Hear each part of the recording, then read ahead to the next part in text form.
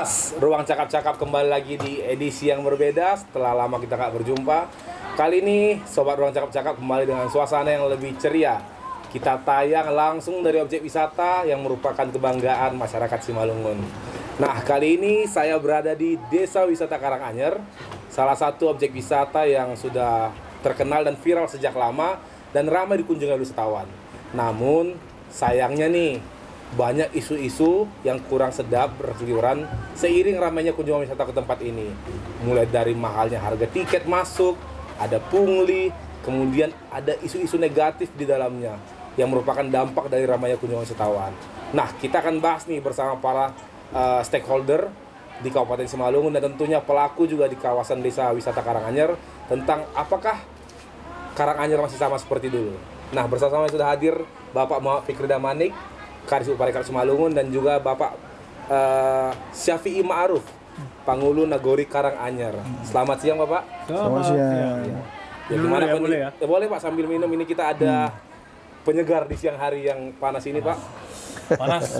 Gimana kondisinya Pak Kadis, Pak Pangulu? Apa kabar? Alhamdulillah. Sehat, alhamdulillah. Tetap semangat. Tetap semangat ya Pak Kadis ya dalam mengembangkan pariwisata di Simalungun yang tentunya kita punya 160 lebih objek yang ada di Simalungun. Nah, buat sobat-sobat RCC yang belum tahu, tolong di-follow akun Instagram @disuperekap_Simalungun untuk mengetahui banyaknya kegiatan-kegiatan pengembangan pariwisata di Kabupaten Simalungun. Nah, Pak Kadis, saya penasaran nih Pak. Kita kan ada di Dewika nih, Desa Wisata Karanganyar. Kan tempat ini udah terkenal nih Pak dari lama nih sebagai objek wisata yang ramah lah buat wisatawan, dan mayoritas memang yang datang ke sini wisatawan lokal nih Pak. Ada yang dari kecamatan sebelah, bahkan dari kabupaten-kabupaten sekitar Simalungun.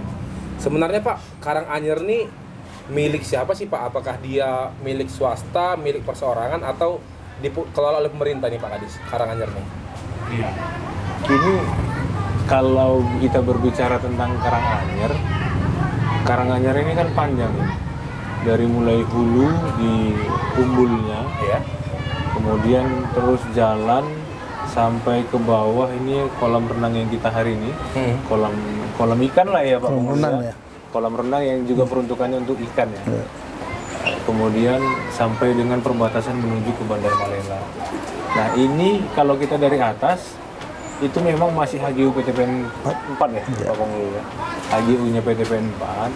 Kemudian berjalan ke bawah, sebagian itu pengelolaannya di masyarakat karena tanahnya masyarakat.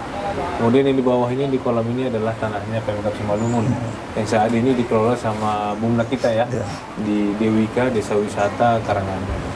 Ini sebenarnya satu bentangan, tapi memang ada beberapa kepemilikan yang ada di dalamnya.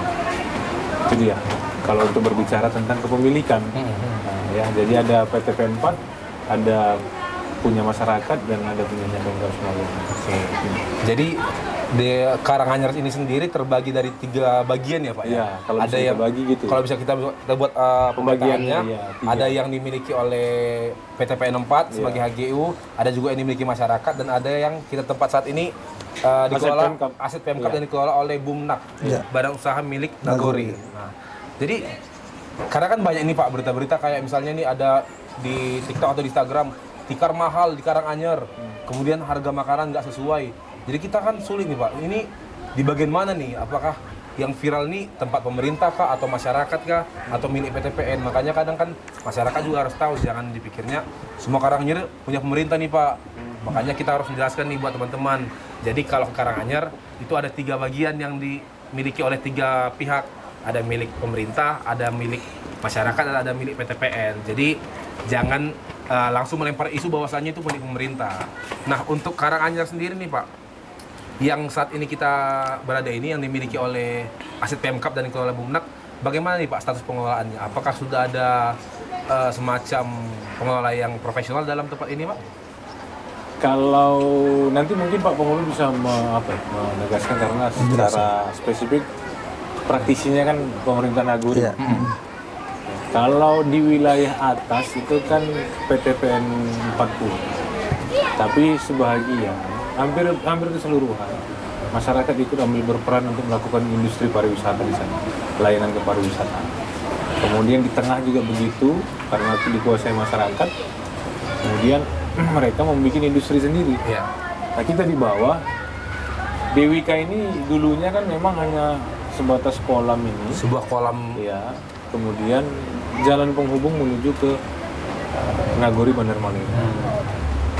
Nah, kita di tahun 2023 kemarin dapat supervisi dan juga bantuan dari Bank Mestika. Oke. Disinilah peremajaannya Karanganyar ini, yang di bawah, yang aset Pemda ini. Kita dapat revitalisasi, rehabilitasi, kemudian pemugaran ya, menjadi lebih berwarna, lebih asri, lebih cantik. Kemudian di sana juga ada pembangunan landmark atau taman yang disupport dari pemerintah kabupaten, sehingga ini menjadi satu kesatuan. Tapi memang di dalam ini adalah bagaimana kita memberikan layanan kepariwisataan itu untuk hiburan keluarga.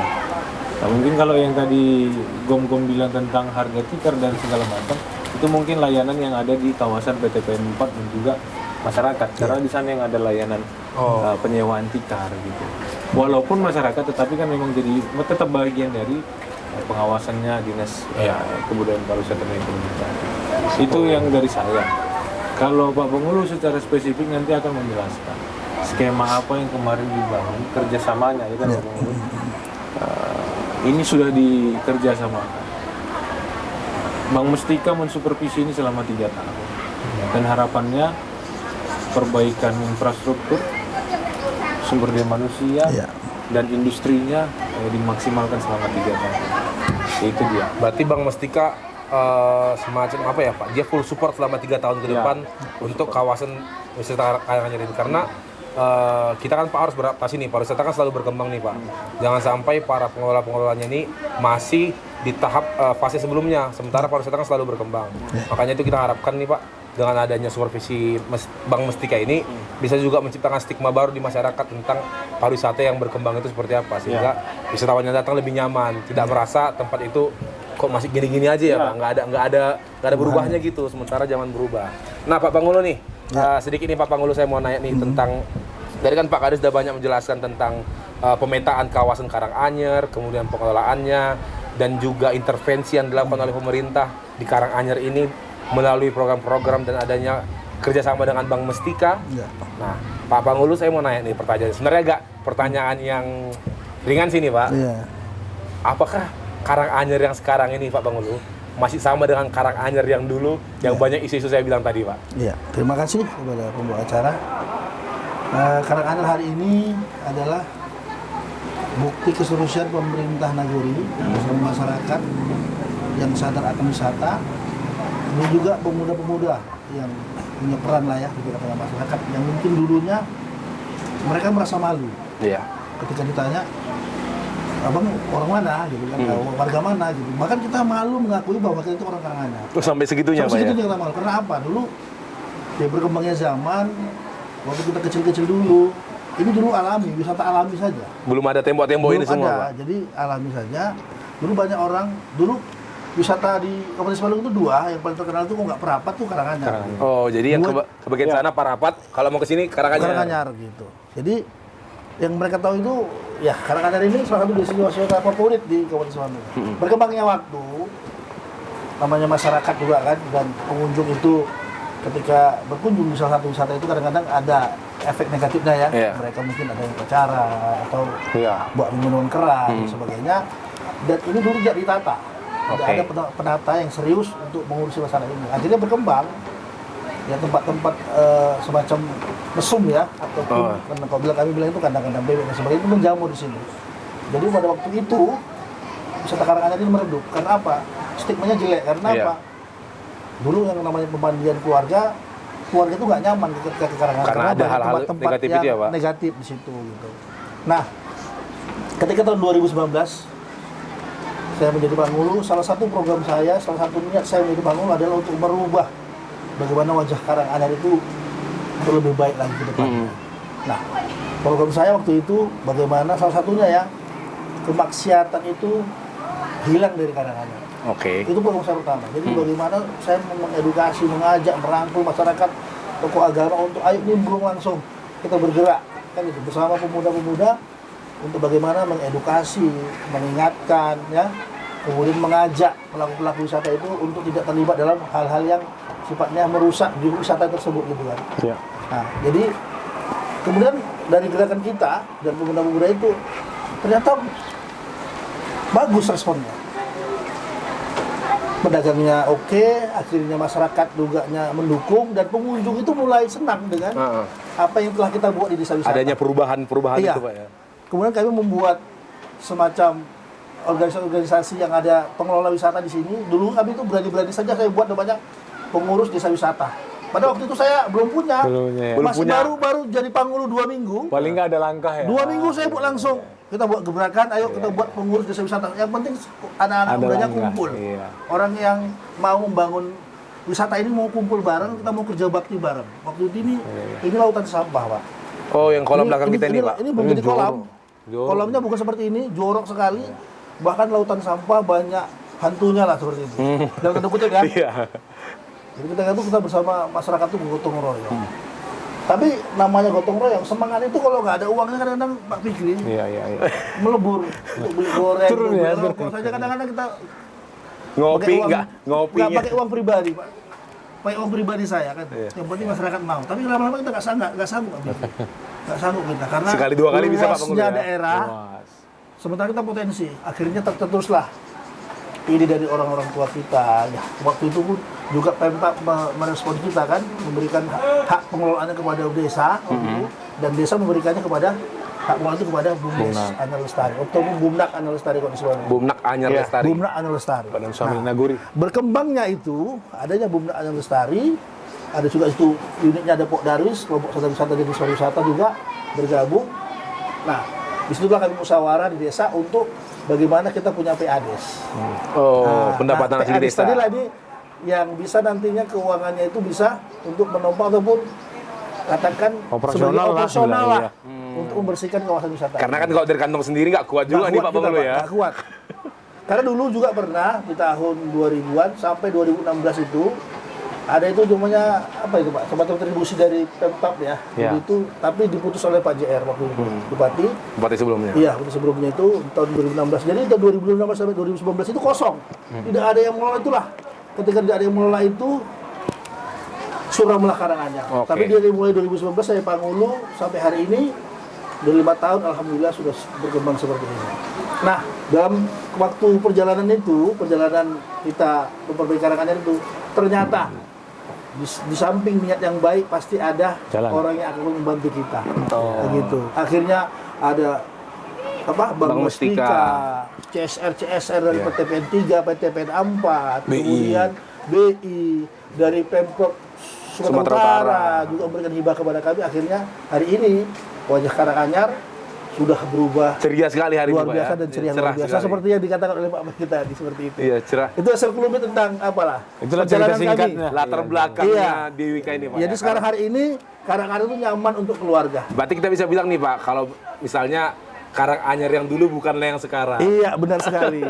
Ya karena bagus tuh Pak Panghulu, apa namanya? Berarti Pak Panghulu dengan timnya di 2019 memulai program rebranding Pak. Iya, Nah benar. karena banyak objek wisata kita nih Pak di bukan hanya di Simalungun tapi Iya. di banyak tempat yang Iya, dia betul. ada silakan Pak Panghulu sambil Iya, diminum. Banyak yang jaya pada masanya tapi karena tidak mau rebranding dan tidak mau update sehingga tergerus zaman Pak Panghulu. Makanya kalau ada niatan tadi, bukan ada niatan, kalau ada program Iya. rebranding seperti itu, kita bisa lihat ini Pak langsung cerah sekali Pak kawasan ini. Iya, Banyak sekali perubahan, kemudian juga ramah untuk keluarga, anak-anak. Jadi wisatawan yang datang itu bukan hanya satu perorangan aja Iya, kan Pak. betul sekali. Bisa bawa keluarga besar. Jadi efek dari rebranding itu Pak menghasilkan pengelolaan yang profesional. Iya. Kalau boleh tahu nih Pak, kira-kira kunjungan ke DWK ini sekarang per hari berapa nih Pak? Atau per Iya. fase masa liburan Pak Panghulu? Ya. Sampai hari ini pengunjung desa wisata yang sudah kami catat ini dari mulai bulan Maret ya, hari raya bulan apa? Bulan April ya. Dari April sampai hari ini ke Juli ya, akhir Juli sudah kurang lebih hampir 55.000 pengunjung.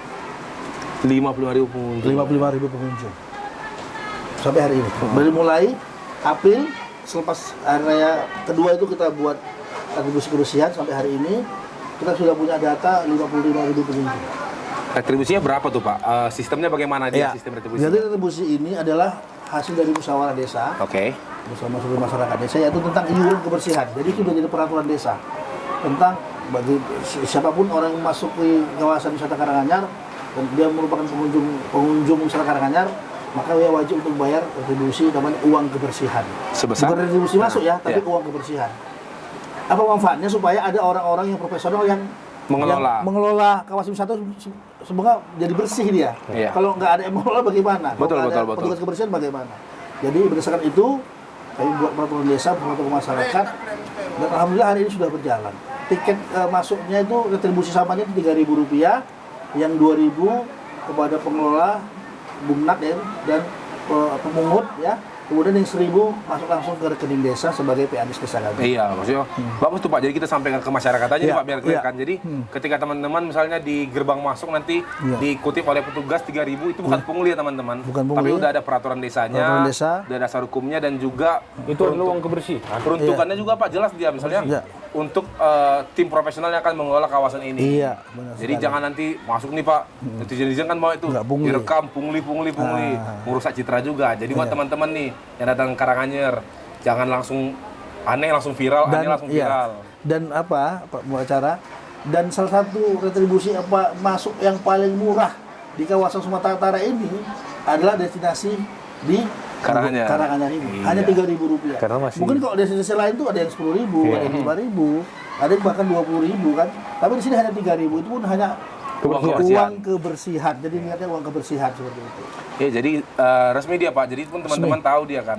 Iya. Bahwasanya memang itu dikutip untuk peruntukan yang jelas. Iya. Nah, jadi Pak Pangulu, apakah dari masyarakat yang di sini secara Nagori Karanganyar ini Iya.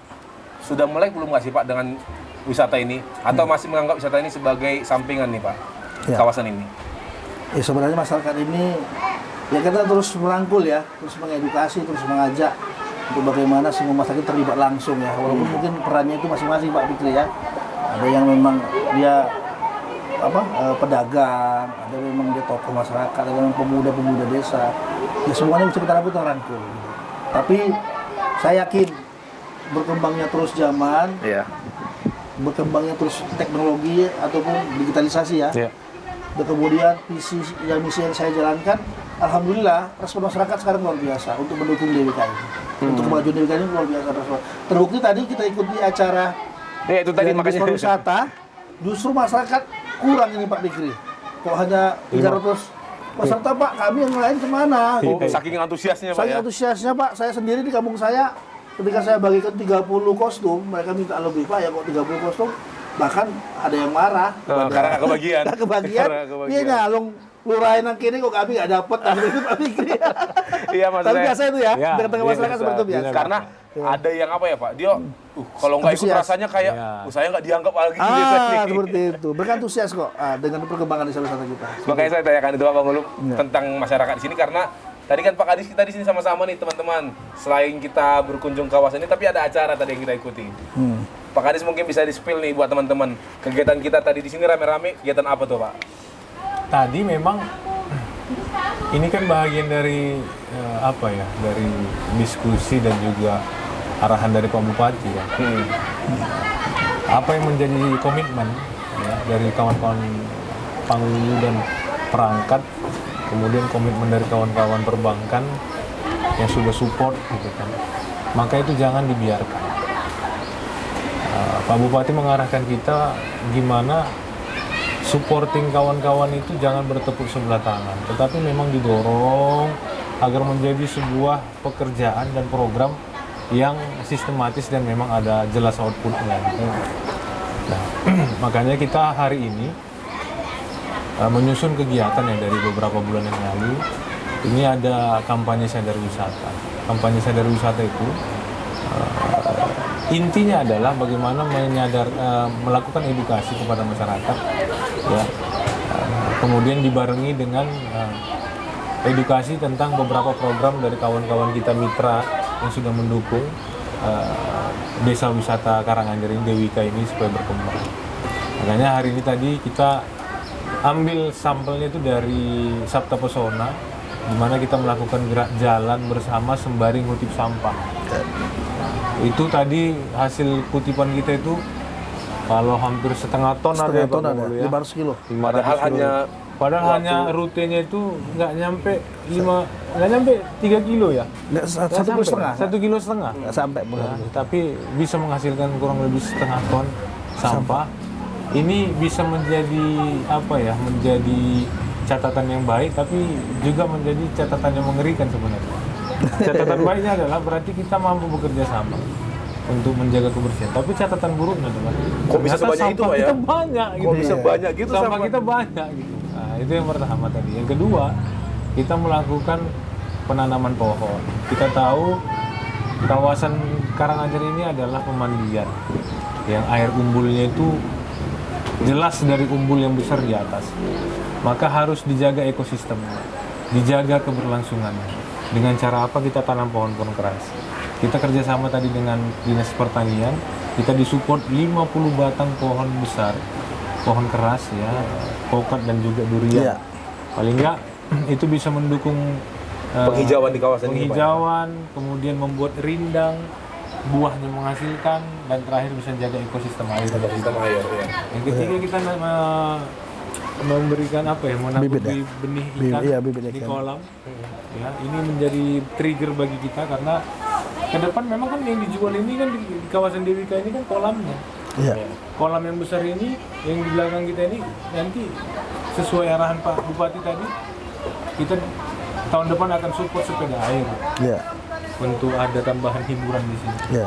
Kemudian yang untuk di sana kolam yang di depan itu nanti bisa kita tampung ikan besar-besar, ya bibit ikan yang nantinya besar. Kemudian nanti kita akan adakan event di sini karena event harus berjalan sering di sini Wow. supaya ini bisa jadi daya tarik juga. Iya. Karena kebetulan kita di sini adalah pemanfaatan air terakhir ya Pak. Iya. Habis dari mandian di atas itu air terakhir. Kalau dipakai untuk mandi kayaknya nggak representatif. Iya. Tapi ini bisa dipakai untuk wahana bersenang-senang. Menjadi segmen yang berbeda, Pak, ya. Segmen yang berbeda, mancing, main sepeda air dan lain-lain. Iya.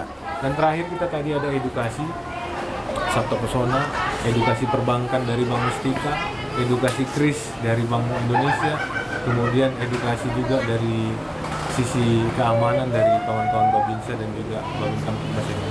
Jadi semua tadi rangkaiannya adalah bentuk dukungan kita kepada Dewika supaya bisa lebih mandiri dan lebih berkembang. Itu dia.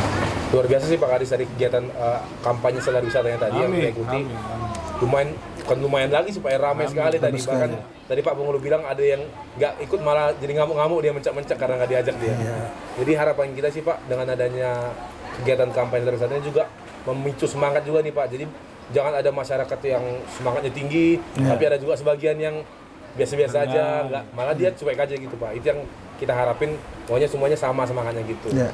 Pak Kadis, tadi kan kita mengikuti nih Pak rangkaian kegiatan kampanye sadar wisata ini, antusias sekali Pak.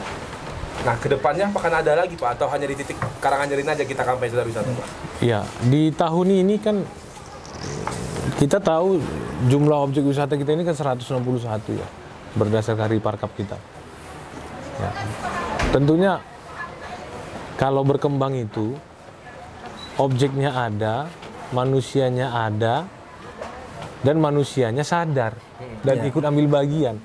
Itunya, wisata itu begitu. Jadi di tahun ini kita memang siapkan 5 titik. Ya. Walaupun kita tahu 5 titik ini nggak cukup, tapi kita juga nggak punya waktu banyak ya. Kita ambil yang prioritas yang memang angka kunjungannya yang tinggi. Kemarin sudah di Site Butuh Desa Wisata. Kemudian hari ini di Dewika. Kemudian nanti di jadwal ketiga rencananya itu di PAS. Pemandian air sejuk Timuran. Ya, itu juga salah satu objek wisata yang hype ya di Simalungun. Kemudian kita nanti masuk kampanye sadar wisata di kawasan Haranggao, Dolok Perdamaian dan Haranggao. Tiga Ras dan Haranggao.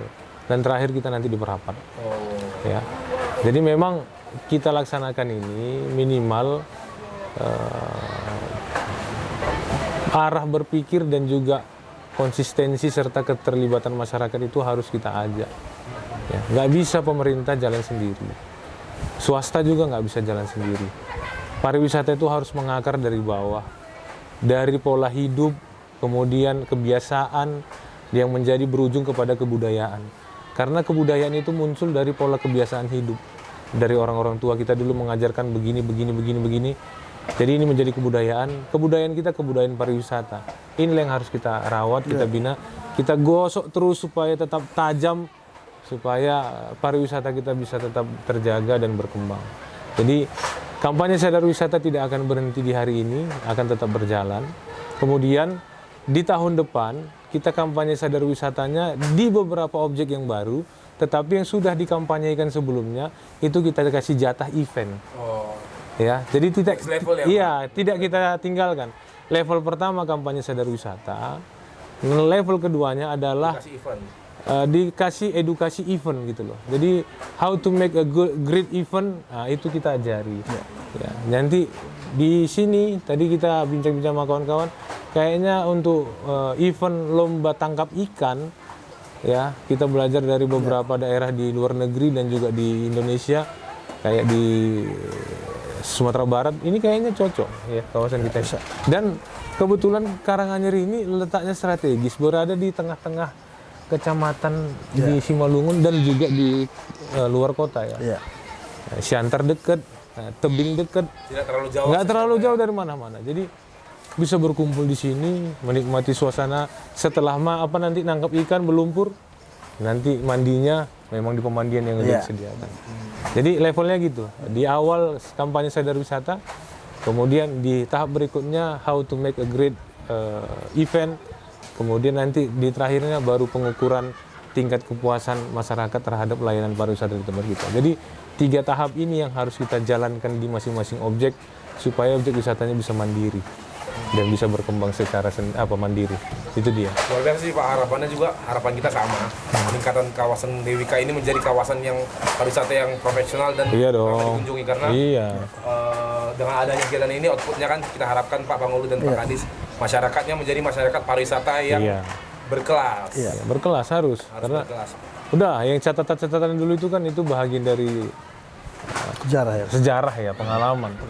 Sejarah yang baik dikembangkan, sejarah yang buruk ditinggalkan. Yang lalu cukup dikenang, yang baru kita buat Pak. Iya. Pengalaman baru. Pak Pangulu, Yuk. kasih tahu nih Pak satu apa nih Pak, ajakan nih buat Ya. teman-teman yang rencananya mau Karanganyar ataupun Ya. yang nggak tahu Karanganyar nih Pak. Ya. Pak Pangulu, saya silakan untuk mengajak teman-teman datang ke Desa Wisata Karanganyar. Baik, terima kasih buat para pemirsa dan pengunjung ya, ataupun penikmat wisata di seluruh Kabupaten Simalungun ataupun di Provinsi Sumatera Utara ataupun Indonesia. Saya Pangulu Nagori Karanganyar terus bersama Bumnak Anyar Lestari dan seluruh stakeholder di sini terus berbenah ya untuk bagaimana kemajuan wisata kami. Silakan kunjungi Karanganyar. Karanganyar itu sekarang keren, Karanganyar itu sekarang murah ya. Karanganyar itu nyaman untuk keluarga. Kedepan kami akan membuat lagi atraksi-atraksi wisata yang akan terus dikembangkan oleh Bumnak Anyar Lestari.